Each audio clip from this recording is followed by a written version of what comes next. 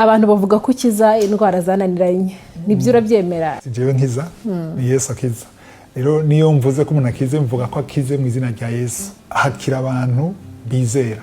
Jewe nasenga ahamano gakira. Nk'umuntu waba warasengeye bwa mbere ukavuga uti igitangaza kirakoretse, hari ryari uwo muntu yari afite ikihe kibazo byari bigenze? Mu 2017 ariko umunsi wa mbere ndabigira ntawe nzi uwo muntu.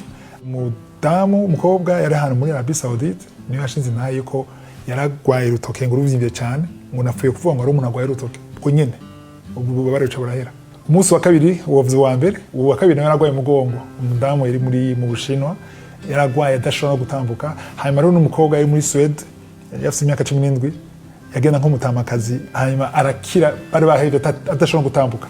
Izo rinzo ntahe zanteye intege cyane ndabona ko ibintu birakora. Iyo bagiye kwa muganga ibisubizo bahabwa biba bihuye koko nibyo bakubwiye? Ego apete tubasaba yuko abagwaye indwara zidakira bagenda kwa muganga.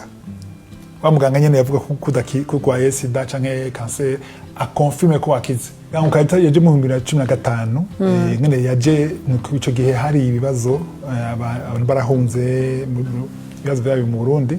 Ije yimbwira ngo gira audio.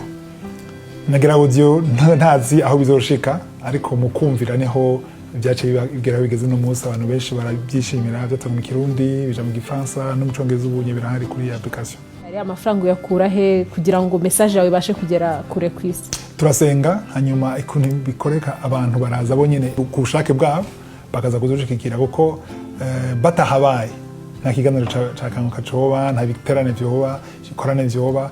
Donc abantu dushikira mu buryo bwinshi mu mpande zine kandi bonyene baza bonyene ukabona nyine ko ari Imana barungitse atari umuntu yasavye ko ntituziga dusaba amafaranga na rimwe kandi batahabaye nivyo bishoboka.